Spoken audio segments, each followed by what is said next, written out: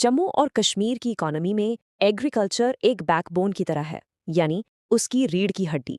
Agriculture is the backbone of J&K's economy, supporting 70% of its people. मतलब यानी ये जम्मू और कश्मीर की माईशत की रीढ़ की हड्डी है और यहाँ के 70% लोगों का गुजारा इसी से होता है। इसी वजह से इस रीजन के सॉइल और एग्रीकल्चर को समझना बहुत ज़रूरी हो जाता है। इस एक्सप्लेनर में हम 6 हिस्सों पर बात करेंगे। पहले J&K के सॉइल्स का एक इंट्रोडक्शन, फिर सॉइल के क्लासिफिकेशन सिस्टम्स, उसके बाद वहाँ के major soil types, agroclimatic zones और मेजर एग्रीकल्चरल और हॉर्टिकल्चरल क्रॉप्स, और आखिर में एलाइड सेक्टर्स और इरिगेशन को समझेंगे। Soil is the thin, unconsolidated, yani loose layer on the surface of the earth formed by the weathering of rocks and the decomposition of organic matter. मतलब मिट्टी जमीन की सतह पर एक पतली, ढीली परत होती है जो चट्टानों के टूटने और ऑर्गेनिक चीजों के गलने से बनती है. It is regarded as the skin of earth, which plays a very significant role in the growth of plants and the life on earth. मतलब इसे जमीन की खाल भी माना जाता है जो पौधों के बढ़ने और जमीन पर जिंदगी के लिए बहुत अहम किरदार निभाती है. The region of Jammu and Kashmir has many types of soils.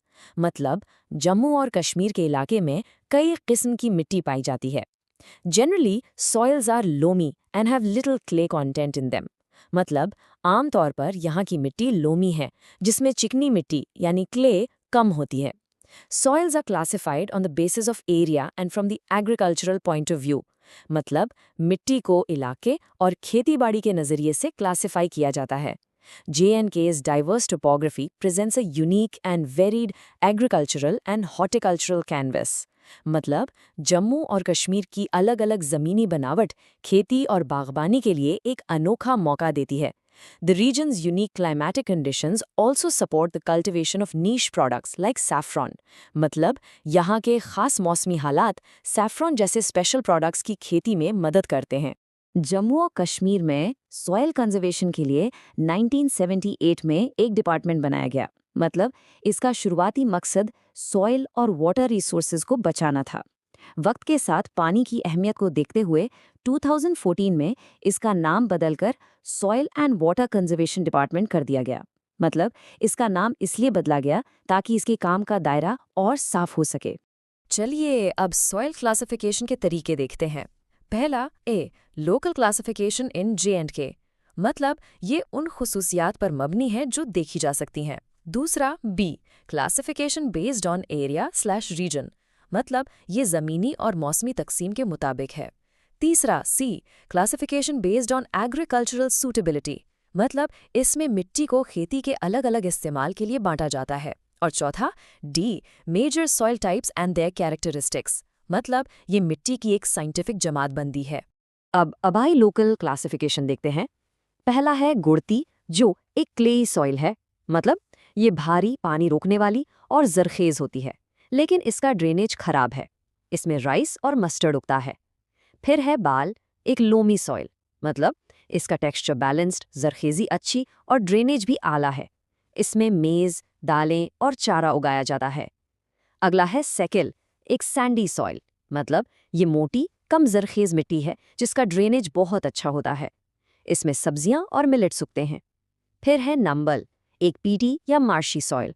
मतलब ये पानी से भरी, ऑर्गेनिक मैटर से अमीर और एसिडिक मिट्टी है. इसमें चारा और सब्जियां उगाई जाती हैं. आखिर में है करेवा, एक लैकेस्ट्राइन या सिल्टी सॉइल. मतलब ये गहरी, जरखेज और ढलानों पर अच्छे ड्रेनेज वाली मिट्टी है. इसमें सैफ्रॉन, बादाम और सेब की खेती होती है. एरिया के हिसाब से क्लासिफिकेशन देखते हैं. जम्मू डिवीजन में मिट्टी के 3 हिस्से हैं. पहला, soils of the outer plains जैसे जम्मू, कथुआ, सांबा. दूसरा, soils of the Shivalik range and Kandi belt. और तीसरा, soils of the middle mountains.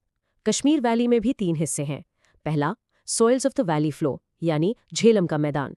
दूसरा, सॉइल्स ऑफ द करेवाज यानी ऊंचे पठार. और तीसरा, soils of the surrounding mountain slopes यानी आसपास के पहाड़ी ढलान.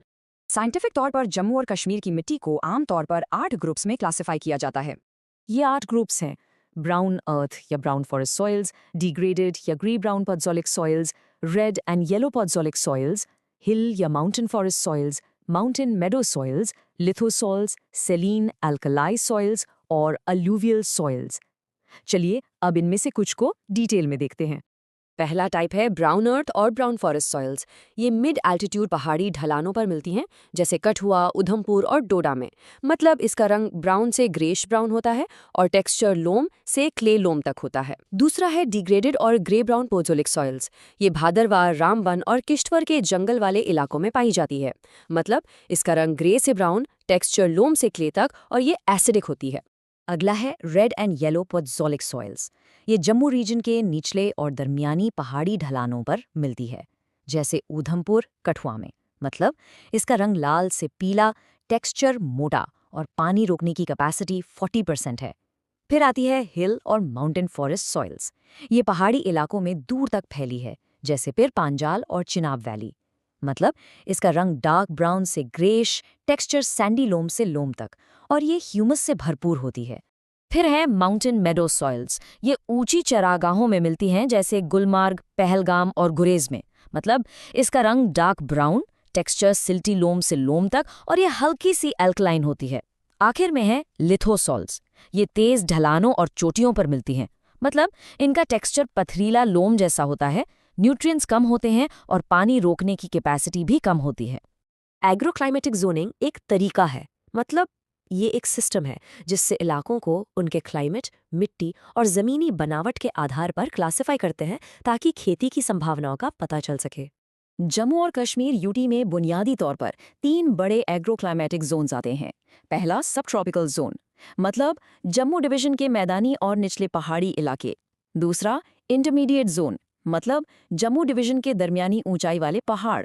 और तीसरा टेम्परेट जोन, मतलब कश्मीर वैली और जम्मू के ऊंचे इलाके। कोल्ड एरिड जोन अब ज्यादातर लद्दाख यूटी में आता है। चलिए अब इन जोन्स का एक समरी देखते हैं। सब ट्रॉपिकल जोन की एल्टीट्यूड लगभग 1200 मीटर तक है। क्लाइमेट गर्मियों में गर्म और सर्दियों में ठंडा रहता है, और सॉइल्स एल्यूवियल हैं। यहाँ राइस, व्हीट और मैंगो उगते हैं। इंटरमीडिएट जोन 800 से 1800 मीटर तक है। क्लाइमेट गर्मियों में गर्म और सर्दियों में सर्द रहता है, और सॉइल्स ब्राउन फॉरेस्ट हैं। यहाँ मेज और राजमाश की खेती होती है। टेम्परेट जोन 1500 से 2500 मीटर तक है। क्लाइमेट गर्मियों में गर्म और सर्दियों में शदीद सर्द रहता है, और सॉइल्स करेवा हैं। यहाँ राइस, एप्पल और सैफरन उगते हैं। जम्मू और कश्मीर का सिर्फ 30% रिपोर्टिंग एरिया ही कल्टीवेशन के अंडर है। मतलब इसके बावजूद एग्रीकल्चर यहाँ की लगभग 70% आबादी को सपोर्ट करता है, जो JNK को एक अग्रेरियन इकोनॉमी बनाता है। राइस या चावल कश्मीर वैली की मुख्य खुराक है और जम्मू के मैदानों का भी एक अहम अनाज है। ये एक खरीफ फसल है जिसे ज़्यादा तापमान और पानी चाहिए। इसकी खेती कुलगाम, जिसे राइस बोल ऑफ कश्मीर कहते हैं, और जम्मू के RS-पुरा इलाके में होती है। इसका GI टैग्ड मुश्क बुझी चावल भी बहुत मशहूर है। अगली फसल है मेज़ यानी मक्काई। ये दूसरी सबसे अहम अनाज की फसल है और पहाड़ी इलाकों में मुख्य खुराक है। मतलब ये एक खरीफ फसल है जो उधमपुर, दोदा और राजौरी जैसे ज़िलों में उगाई जाती है। फिर है व्हीट यानी गेहूं। ये मुख्य राबी अनाज की फसल है जो ज़्यादातर जम्मू डिवीजन में होती है। मतलब ये जम्मू, कठुआ और संबा के मैदानों में उगाई जाती है। अब बात करते हैं सैफरॉन यानी केसर की। ये एक वर्ल्ड फेमस कैश क्रॉप है जो करेवा मिट्टी पर उगती है। मतलब इसकी खेती खास तौर पर पाम्पोर, जिसे सैफरन बोल ऑफ कश्मीर कहते हैं, और किश्तवाड़ में होती है। इसे एक जियोग्राफिकल इंडिकेशन यानी GI टैग भी मिला हुआ है। फिर आती हैं पल्सेस यानी दालें। भदरवा, डोडा और किश्तवाड़ का राजमा बहुत मशहूर है और उसे भी GI टैग मिला है। मतलब इसके अलावा मूंग, माश, लेंटिल्स और ग्राम जैसी दालें ज्यादातर जम्मू में होती हैं। अब सबसे ज़्यादा पैदावार वाले ज़िलों को देखते हैं। राइस का सबसे बड़ा प्रोड्यूसर है जम्मू ज़िला। व्हीट का भी सबसे बड़ा प्रोड्यूसर जम्मू ज़िला है। मेज़ का सबसे बड़ा प्रोड्यूसर राजौरी है। मस्टर्ड में अनंतनाग सबसे आगे है और वेजिटेबल्स में बुदगाम ज़िला सबसे बड़ा प्रोड्यूसर है। एग्रीकल्चर के साथ जुड़े हुए कुछ अलाइड सेक्टर्स भी है। इसमें एनिमल हस्बेंड्री यानी पशुपालन, फिशरीज यानी मछली पालन और सेरिकल्चर यानी रेशम उत्पादन शामिल है। मतलब जम्मू एंड कश्मीर खास तौर पर अपनी हाई क्वालिटी बाइवोल्टाइन सिल्क के प्रोडक्शन के लिए जाना जाता है। इरिगेशन यानी सिंचाई यहाँ बहुत ज़रूरी है। मतलब इसकी वजह यहाँ की अलग अलग टोपोग्राफी और बारिश के बदलते पैटर्न्स हैं। पानी के सोर्सेज में ग्लेशियर्स, बर्फ पिघलने वाली नदियाँ जैसे झेलम और चिनाब, कैनाल्स और रिवायती कूल्स शामिल हैं। 2023-24 में JNK में नेट इरिगेटेड एरिया कुल खेती वाले एरिया का लगभग 42.08% था और मार्च 2025 तक कुल 4.19 लाख हेक्टेयर का इरिगेशन पोटेंशियल बनाया गया है। अब कुछ अहम इरिगेशन कनाल्स देखते हैं। पहली है रणबीर कनाल, जो चेनाब नदी से निकलती है। मतलब ये JNK की सबसे लंबी कनाल है, जिसे महाराजा रणबीर सिंह के दौर में बनाया गया था। फिर है मार्तंड कनाल, जो लिदर नदी से निकलती है। मतलब ये कश्मीर की सबसे पुरानी कनाल है, जिसे किंग ललितादित्य ने बनवाया था। अगली है प्रताप कनाल, जो चेनाब नदी से ही निकलती है। मतलब इसे महाराजा प्रताप सिंह के दौर में बनाया गया था। फिर आती है जानाहागीर कनाल, जिसका सोर्स मधुमती नल्ला है। मतलब इसे ज़ैनुल आबिदीन ने बनवाया था। और आखिर में तावी लिफ्ट कनाल, जो तावी नदी से पानी लेती है। मतलब ये जम्मू के कांडी बेल्ट के लिए